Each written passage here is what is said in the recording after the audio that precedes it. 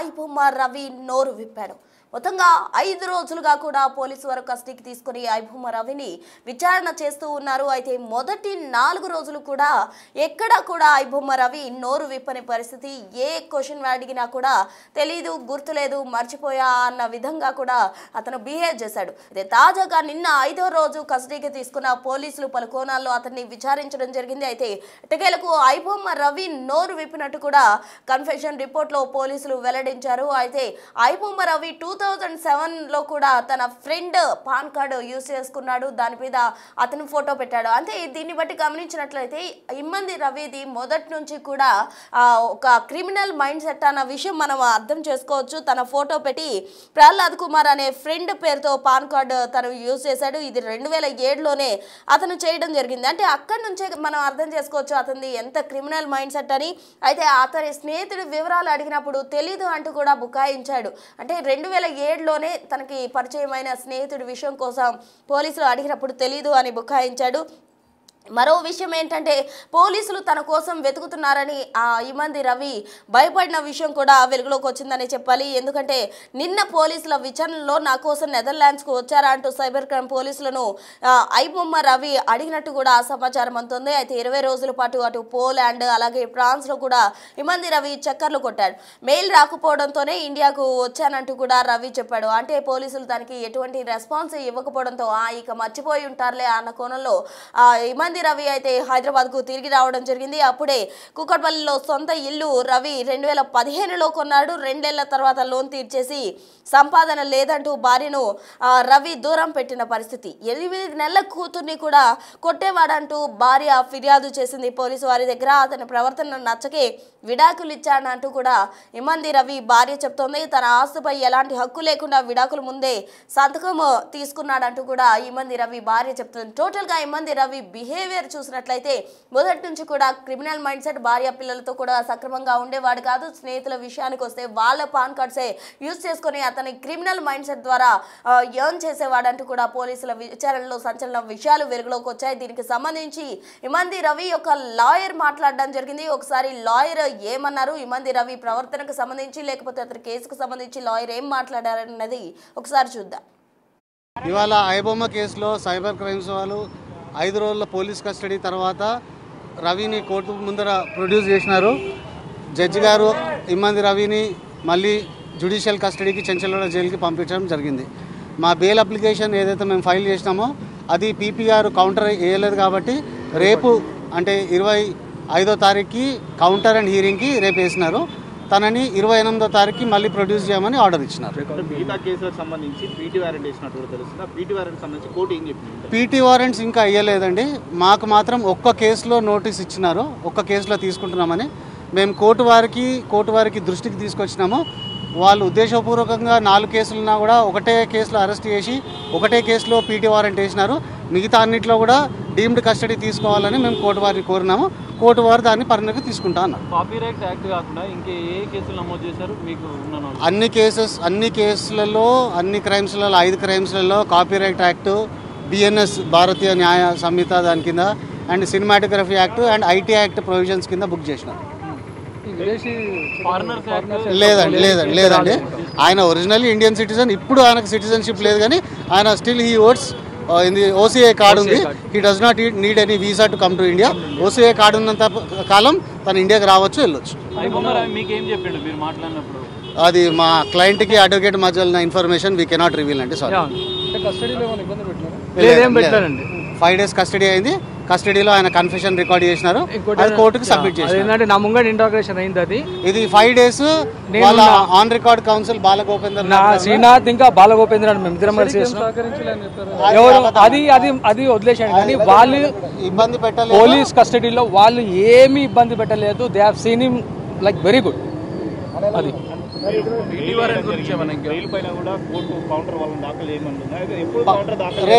రేపటికి వేసినారు. రేపు కౌంటర్ అండ్ హియరింగ్కి రేపు most probably after lunch police వారు పీపీ గారికి కౌంటర్ ఇస్తే జడ్జి గారి ముందర ఆర్గ్యుమెంట్స్ ఉంటుంది. మొత్తం ఎన్ని కేసులు నమోదు చేసినట్టు మీకు తెలిసింది? ఇప్పటివరకు అయితే 5 కేసులు రిజిస్టర్ చేసినట్టు మాకు ఇన్ఫర్మేషన్ ఉంది. ఒక్క కేసులో వేశారు, ఇంకా 4 వేయలేదు. Crime number 347/25. ఓకే ఒక్క దాంట్లో వేశారు అది ఇంకా ఇంకా జడ్జి గారి దగ్గరికి రాలేదు. దీంతో పాటు ఒకటే ఈ క్రైమ్ తో పాటు ఇంకో క్రైమ్ కేసులో రిమాండ్ అయినారండి, ఇంకో కేసులో రిమాండ్కి అడిగినారు, పీటీ రిక్వెషన్ ఇచ్చినారు, ఇంకా 3 ఫైల్ చేయలేదు. ఓకే ఎందులో కూడా లేదు. ఓకే ఇంకోటి అంటే రికార్డులో శ్రీవి శ్రీనాథ్, బాలగోపేంద్రనాథ్ ఉన్నారు. ఓకేనండి, థ్యాంక్ యూ వెరీ మచ్. మొత్తంగా ఇమ్మంది రవికి సంబంధించిన విచారణ నిన్నటితో ముగిసింది. నిన్న కస్టడీ 5వ రోజు ముగియడం జరిగింది. దీంతో అతన్ని కోర్టులోకి ప్రవేశపెట్టారు. అయితే అనంతరం ఏం జరుగుతుంది అన్నది ఇవాళ తెలియబోతుంది. మొత్తంగా ఐబొమ్మ రవి ఆది నుంచి కూడా అతని మెంటాలిటీ క్రిమినల్ మైండ్ సెట్ గానే ఉండేది. అతను ఏం చేసినా కూడా క్రిమినల్ మైండ్ తోనే ఆలోచించేవాడు. అంటే అతను ఫ్యామిలీతో కావచ్చు, ఇతర స్నేహితులతో కావచ్చు, ఎప్పుడు కూడా తను మంచిగా బిహేవ్ చేసిన ఆనవాళ్ళు ఎక్కడా కూడా పోలీసు వారు విచారణలో గుర్తించడం జరిగింది. ఎందుకంటే అతని వైఫ్ కూడా చెప్పింది, తన 8 ఏళ్ల పాపను కూడా ఇమ్మంది రవి కిరాతకంగా కొడుతూ ఉండేవాడంటూ కూడా తన భార్య చెప్పింది. అతని ప్రవర్తన నచ్చకే విడాకులు ఇచ్చారు. విడాకులు ముందే తన సంపాదనకు అతనికి ఎటువంటి సంబంధం లేదు అని చెప్పే విడాకులు తీసుకున్నట్టు కూడా, సంతకం చేసినట్టు కూడా ఐబొమ్మ రవి వైఫ్ చెప్పడం జరిగింది. మొత్తంగా ఐబొమ్మ రవి తండ్రి కూడా నేను బిగ్ టీవీతో మాట్లాడడం జరిగింది. అయితే తన కుమారుడు చేసిన విషయానికి సంబంధించి అతను తప్పు రైటు అని నేనేమి చెప్పను, చట్టం తన పని తాను చేసుకుంటూ పోతుందంటూ కూడా అటు ఇమ్మంది రవి తండ్రి చెప్పడం జరిగింది. అయితే మొత్తంగా తన కుమారుడికి సంబంధించి కూడా పోలీసులు తమ పని తాము చేసుకుంటూ పోతారు, ఏది మంచిదైతే అదే జరుగుతుందంటూ కూడా ఐబొమ్మ రవి మాట్లాడడం జరిగింది. ఇక స్నేహితుల విషయానికి వస్తే ఐబొమ్మ రవి 2007లోనే తన స్నేహితుడి పాన్ కార్డ్ తీసుకుని అక్కడ తన ఫోటో పెట్టుకొని అతను సొమ్ము చేసుకున్న పరిస్థితి. అంటే దాన్ని బట్టి మనం చూసినట్లయితే అక్కడి నుంచే అతని బిహేవియర్ క్రిమినల్ మైండ్ గా కూడా మనం అర్థం చేసుకోవచ్చు. అయితే ఐబొమ్మ రవికి సంబంధించిన తాజా అప్డేట్స్ అందించేందుకు మా ప్రతినిధి సాగర్ లైవ్ లో జాయిన్ అయ్యేందుకు సిద్ధంగా ఉన్నారు. వారిని అడిగి మరిన్ని వివరాలు తెలుసుకుందాం. సాగర్ కూడా పీటీ వారెంట్ మీద అదుపులోకి తీసుకొని ఇంకా లోతుగా విచారించాలని చెప్పి సైబర్ క్రైమ్ పోలీసులు భావిస్తున్నారు. 100 కోట్లకు పైగా ఎన్ఆర్ఐ అకౌంట్లలో లావాదేవీలు జరిగాయి. మొత్తం 35 అకౌంట్లలో కూడా పెద్ద ఎత్తున కోట్లాది రూపాయల లావాదేవీలు జరిగినట్లు ఇప్పటికే సైబర్ క్రైమ్ పోలీసులు గుర్తించిన నేపథ్యంలో ఆయా బ్యాంకులకు కూడా లేఖ రాశారు. సో బ్యాంకుల నుంచి లేఖ వచ్చిన అనంతరం కూడా ఇంకా మరింత ఐబొమ్మ ఆర్థిక లావాదేవీలు, ఎందుకంటే బెట్టింగ్ యాప్తో పెద్ద ఎత్తున సంబంధాలనే కోట్లాది రూపాయలు ఆర్జించాడని ఇప్పటికే సైబర్ క్రైమ్ పోలీసులు అనుమానిస్తున్న నేపథ్యంలో బ్యాంకుల లావాదేవీల అంశం వచ్చిన అనంతరం, క్లారిటీ వచ్చిన అనంతరం మరింత లోతుగా దర్యాప్తు చేయాలని భావిస్తున్నారు. డొమైన్ల విషయంలో ఇప్పటికే యుఎస్ కంపెనీ ఈఆర్ ఇన్ఫాటెక్ పేరుతో ఎన్ని డొమైన్లు కొన్నాడన్న అంశాలు ఇప్పటికే సైబర్ గురించారు. యుఎస్ డాలర్ల ద్వారా దాన్ని విక్రయించినటువంటి ఇన్వాయిస్లను కూడా పోలీసులు స్వాధీనం చేసుకున్నట్లు తెలుస్తుంది. దాదాపు 10-15 వెబ్సైట్లను, బెట్టింగ్ యాప్స్లను తన ఐబొమ్మ స్క్రీన్ పైన వచ్చే విధంగా కూడా తాను అంటే ప్రమోట్ చేస్తూ పెద్ద ఎత్తున కోట్లాది రూపాయలు ఆర్జించారు. 100 కోట్లకు పైగా ఈ విధంగా లావాదేవీలు జరిగినట్లు కూడా పోలీసులు భావిస్తున్న పరిస్థితి. అయితే ఇప్పటికే బెయిల్ పిటిషన్ కూడా ఇప్పటికే ఐబొమ్మ రవికి సంబంధించినటువంటి అడ్వకేట్ శ్రీనాథ్ వేశారు. నిన్న మీడియాతో మాట్లాడుతూ కూడా కొన్ని అంశాలు చెప్పారు. సో 2-3 కేసులు నమోదయ్యాయి. ఐటీ యాక్ట్, ఇటు కాపీరైట్ యాక్ట్, సినిమాటోగ్రఫీ యాక్ట్ ప్రకారం అయితే బెయిల్ వచ్చే అవకాశం ఉంది. దానిపైన మేము ప్రయత్నం చేస్తామని చెప్తున్నారు. అయితే పోలీసులు ఇప్పటికే ఫోర్జరీ కేసు నమోదైంది, చీటింగ్ కేసు నమోదైంది. ఈ నేపథ్యంలోనే దానికి సంబంధించిన పీటీ వారెంట్ పైన కూడా ఇమ్మంది రవిని అదుపులోకి తీసుకుని విచారించాలని భావిస్తున్నారు. మరి ఈ రోజు విచారణలో ఏం తేలుతుందనేది చూడాలి. కొంత ఉత్కంఠగా మారిన పరిస్థితి. ఇమ్మంది రవికి అటు సోషల్ మీడియాలో నెటిజన్ల మద్దతు లభిస్తున్న నేపథ్యంలో ఈరోజు బెయిల్ పిటిషన్ పైన ఎలాంటి వాదనలు ఉంటాయి, ఏం జరుగుతుందనేది తేలాల్సింది. మరోవైపు పోలీసులు మరో కేసులో అదుపులోకి తీసుకుని ఇమ్మంది రవిని విచారిస్తారనుకుంటున్నారు. మరి 100 కోట్ల లావాదేవీల విషయంలో, బెట్టింగ్ యాప్స్ సంబంధాల విషయంలో ఎలాంటి పరిణామాలు ఉంటాయి, పూర్తిస్థాయి దర్యాప్తులో అయితే మరికొన్ని విషయాలు బయటకు వచ్చే అవకాశం అయితే కనిపిస్తుంది. రాధిక. సో మొత్తంగా ఇమ్మంది రవికి సంబంధించిన పోలీస్ కస్టడీ నిన్నటితో ముగిసింది. ఈరోజు ఇమ్మంది రవి కేసు అప్డేట్ వచ్చే అవకాశం కూడా ఉంది. మొత్తంగా తన ఆస్తిపై ఎలాంటి హక్కు లేదంటూ కూడా ముందే భార్యతో సంతకం చేయించుకొని విడాకులు ఇచ్చాడు ఐబొమ్మ రవి. అటు కుటుంబంతోనూ, స్నేహితులతోనూ ఎవరితో కూడా అతను క్లియర్గా ట్రాన్స్పరెంట్గా ఉండలేదు. ఎక్కడ చూసినా కూడా తన క్రిమినల్ మైండ్ సెట్ని యూజ్ చేస్తూ వచ్చాడు. ఇమ్మంది రవి ఎట్టకేలకు నిన్న 5వ రోజు కస్టడీలో నోరు విప్పినట్టు కూడా పోలీసులు చెప్పడం జరిగింది. తన కోసం నెదర్లాండ్స్ వచ్చారంటూ కూడా అటు పోలీసులను ఐబొమ్మ రవి అడిగిన పరిస్థితి. మొత్తంగా పోలీసులు తన కోసం వెతుకుతున్నారంటూ కూడా అతను భయపడ్డాడు. 20 రోజుల పాటు ఫ్రాన్స్ పోలాండ్లోనే అతను చక్కర్లు కొట్టిన పరిస్థితి. తాజాగా ఈమెయిల్ వదిలిన దానికి ఎటువంటి రిప్లై రాకపోవడంతో పోలీసులు ఇక మర్చిపోయి ఉంటారులే అని హైదరాబాద్కు వచ్చాడు. అయితే హైదరాబాద్లో పోలీసులు ఇమ్మంది రవిని అదుపులోకి తీసుకుని అరెస్ట్ చేయడం జరిగింది. అరెస్ట్ చేసిన అనంతరం అతన్ని కోర్టుకు హాజరుపరిచిన అనంతరం 5 రోజుల కస్టడీకి పోలీసు వారు కోరారు. 5 రోజుల కస్టడీలో మొదటి 4 రోజుల విచారణలో ఐబొమ్మ రవి నోరు విప్పలేదు. ఏ ప్రశ్నకు కూడా తెలీదు, గుర్తులేదు, మర్చిపోయాను, నేనే ఇదంతా చేశాను అన్నట్టు కూడా అతను చెప్పుకుంటూ వచ్చాడు. 5వ రోజు కస్టడీలో మాత్రమే ఎటవేలకు ఐబొమ్మ రవి అయితే నోరు విప్పిన పరిస్థితి. కన్ఫెషన్ రిపోర్ట్లో సంచలన విషయాలు వెలుగులోకి వచ్చాయని చెప్పాలి. మొత్తంగా ఇమ్మంది రవి ఐబొమ్మ వెబ్సైట్ ను యూజ్ చేసి అటు సినీ పరిశ్రమకు తీరని లోటు మిగిల్చాడు. ఎంతో నష్టం వాటిల్లింది సినీ ఇండస్ట్రీకి అంటూ కూడా ఐబొమ్మ రవిని శిక్షించాలి అంటూ కూడా ప్రధానంగా సినీ ప్రొడ్యూసర్స్ అయితే డిమాండ్ చేస్తూ ఉన్నారు. అయితే ఇప్పుడు తాజాగా అతన్ని పోలీసుల కస్టడీ ముగిసింది. అతని కోర్టులో ప్రవేశపెట్టిన అనంతరం ఈ కేసుకు సంబంధించిన అప్డేట్ వచ్చే అవకాశం ఉంది. పూర్తి వివరాలు అందించేందుకు మా ప్రతినిధి సాగర్ సిద్ధంగా ఉన్నారు. ఫోన్ లైన్ లో సాగర్ అడిగి మరిన్ని వివరాలు తెలుసుకుందాం. సాగర్ చెప్పండి. అయితే ఐబొమ్మ రవికి సంబంధించిన 5 రోజుల కస్టడీ కూడా ముగిసింది. అతన్ని అరెస్ట్ చేసి పోలీసులు ఇప్పటికే విచారణ చేశారు. 5 రోజుల కస్టడీ ముగిసింది. ఈ రోజు ఐబొమ్మ రవికి సంబంధించిన కేసు అప్డేట్ ఏముండబోతోంది?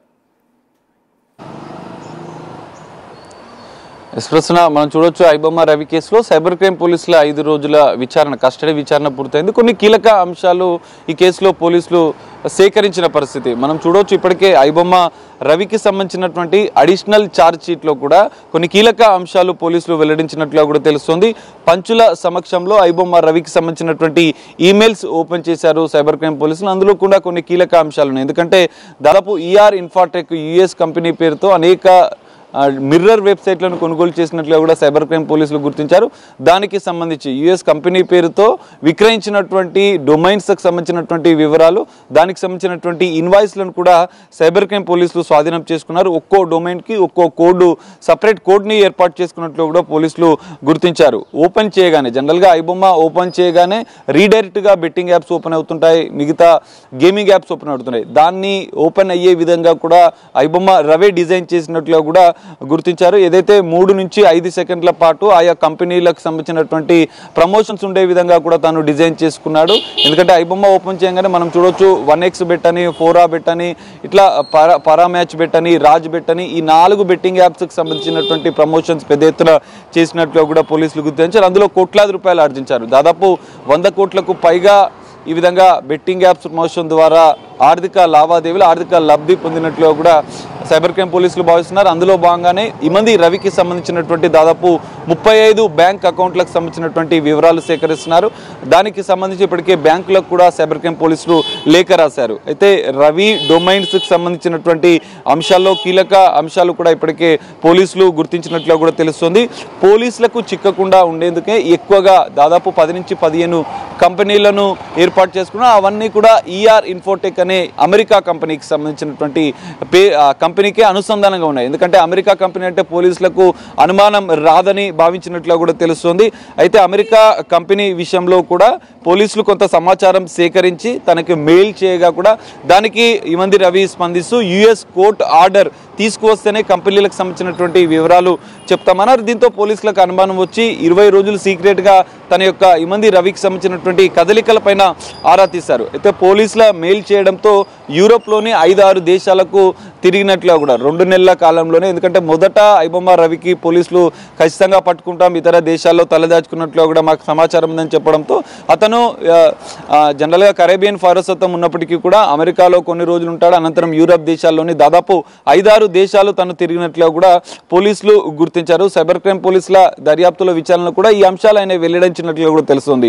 మొదట నెదర్లాండ్స్కి వెళ్ళిన సందర్భంగా ఎవరో ఫాలో అవుతున్నట్లు తనకు అనుమానం వచ్చింది. అనుమానంతో ఎవరైనా ఫాలో చేస్తున్నారని చెక్ చేయడానికే 3-4 దేశాలు, పోలాండ్లో కొన్ని రోజులు ఉన్నాడు. పోలాండ్తో పాటుగా మరో 2-3 దేశాలు కూడా ఎవరైనా ఫాలో అవుతున్నారా లేదా అని కన్ఫర్మ్ చేసుకోవడానికే ఇమ్మంది రవి 3-4 దేశాలు తిరిగినట్లుగా కూడా సైబర్ క్రైమ్ పోలీసుల విచారణలో తెలియజేసినట్లు కూడా తెలుస్తుంది. ఎవరు ఫాలో కావాలని లేదని చెప్పి ఆయన నిర్ధారించుకున్న అనంతరమే ఇండియాకు వచ్చినట్లు కూడా పోలీసుల దర్యాప్తులో తేలింది. సో ఇండియాకు రావడం, పోలీసులు అదుపులోకి తీసుకోవడం, గంట సేపు తన ఇంట్లో డోర్ తీయకుండా వెయిట్ చేయడం, ఆ సమయంలో కూడా ఎందుకు మీరు డోర్ తీయలేదని చెప్పిన సందర్భంగా కూడా బాత్రూంలో దానికి సంబంధించినటువంటి ల్యాప్టాప్లను, లేడీస్ డ్రెస్సింగ్ టేబుల్ల కింద హార్డ్ డిస్క్లను దాచినట్లుగా కూడా పోలీసుల దర్యాప్తులో విచారణలో తాను వెల్లడించినట్లుగా కూడా తెలుస్తోంది. సో గతంలో పోలీసులు అరెస్ట్ చేస్తామని వార్నింగ్తోనే ఫారెన్కి వెళ్ళి 2 నెలల కాలంలో తనకు సంబంధించినటువంటి పూర్తిస్థాయి డేటా కావచ్చు, ఎన్ఆర్ఐ అకౌంట్లలో పెద్ద ఎత్తున నగదు బదిలీ చేసినట్లుగా కూడా గుర్తించారు. అయితే ఇక్కడ కీలకంగా పోలీసులకు, సైబర్ క్రైమ్ పోలీసుల దర్యాప్తు చేస్తున్న సందర్భంగా యుఎస్లో ఉన్నటువంటి ఐబొమ్మ రవి భార్య ఇప్పటికే పోలీసులకు ఫోన్ ద్వారా టచ్లోకి వచ్చినట్లు కూడా తెలుస్తుంది. కొన్ని సంచలన విషయాలు భార్య కూడా వెల్లడించినట్లు కూడా తెలుస్తుంది. ఎప్పుడు కూడా ఇంట్లో అంటే వివాహం అయిన అనంతరం కూడా వాళ్ళది లవ్ మ్యారేజ్ అనేది తెలుస్తుంది. అనంతరం కూడా తను ఇంట్లో ఒక్కడే లోన్లీగా ఉండేవాడని, ఎవరితో మాట్లాడేవాడు కాదని కూడా భార్య చెప్పింది. ఒక్కడే పని చేసుకుంటూ, ఒక్కడే సైకోలాగా రూమ్లో తన వెబ్సైట్లకు సంబంధించినటువంటి పనులు చేసుకుంటున్నానని మాత్రమే చెప్పేవాడు, కానీ మిగతా వివరాలు చెప్పేవాడు కాదు. తన రూమ్లోకి వస్తే తన పైన కోపంతో, ఆగ్రహంతో కొట్టేవాడు అన్నట్లుగా కూడా చెప్పారు. తన 8 నెలల పాప పైన కూడా తను ఆ రూమ్లోకి వెళ్తే పిల్లల పైన, పాప పైన కూడా తను ఈ విధంగా దాడులు చేసేవాడు, అంటే కొట్టేవాడు అన్నట్లుగా కూడా ఇద్దరిని కొట్టేవాడు. అందుకే విసిగి వచ్చి నేను విడాకులు ఇచ్చానని మరికొన్ని ఐబొమ్మ రవికి సంబంధించినటువంటి సైకలాజికల్ ప్రాబ్లమ్స్ సంబంధించే కావచ్చు, తను ఏ విధంగా ఉండేవాడన్న అంశాలు కూడా తన భార్య ఫోన్లో అటు సైబర్ క్రైమ్ పోలీసులకు చెప్పినట్లుగా కూడా తెలుస్తుంది. ఇప్పటి వరకు ఐబొమ్మ రవి కేసులో కొన్ని కీలక అంశాలైతే పోలీసులు సేకరించారు. తాను ఒక్కడే ఇదంతా చేయలేదనే ప్రయత్నం అయితే చేస్తున్నాడు, కానీ తనకు సహకరించిన వారిపైన కూడా ఇంకా పూర్తిస్థాయి దర్యాప్తు సైబర్ క్రైమ్ పోలీసులు చేస్తున్నారు. 5 రోజుల కస్టడీ ముగడంతో ఈ రోజు నాంపల్లి కోర్టులో బెయిల్ పిటిషన్ పైన విచారణ ఉండే అవకాశం ఉంది. మరి బెయిల్ వస్తుందా లేదా అనేది ఈ రోజు తెలుస్తుంది. ఇప్పటికే మరో 4 కేసుల్లో కూడా పోలీసులు పీటీ వారెంట్ల పైన ఐబొమ్మ రవిని అదుపులోకి తీసుకోవాలని భావిస్తున్నారు. మరి ఈ రోజు కోర్టు ఎలాంటి తీర్పిస్తుందనేది చూడాలి, ఎలాంటి ఆదేశాలు ఇస్తుందనేది మాత్రం చూడాల్సిన పరిస్థితి. మొత్తంగా ఇమ్మంది రవికి సంబంధించిన కస్టడీ నిన్నటితో ముగిసింది. ఇవాళ కోర్టులో ప్రవేశపెట్టే అవకాశం ఉంది. అయితే తదుపరి ఐబొమ్మ రవి కేసుకు సంబంధించి ఎటువంటి చర్యలు ఉండబోతున్నాయి, అతనిపై ఎటువంటి యాక్షన్ తీసుకోబోతున్నారు అన్న దానికి సంబంధించిన వివరాలు అయితే ఈ రోజు తెలిసే అవకాశం ఉంది. మొత్తంగా ఇమ్మంది రవి 5 రోజుల కస్టడీలో భాగంగా 4 రోజుల పాటు కూడా ఎటువంటి సమాచారం ఇవ్వలేదు, ఏమాత్రం కూడా నోరు విప్పలేదు. 5వ రోజు మాత్రం ఐబొమ్మ రవి ఇచ్చిన స్టేట్మెంట్ ఆధారంగా అయితే పోలీసులు కన్ఫెషన్ రిపోర్ట్ అయితే ప్రిపేర్ చేసిన పరిస్థితి. అందులో సంచలన విషయాలు వెలుగులోకి వచ్చాయి.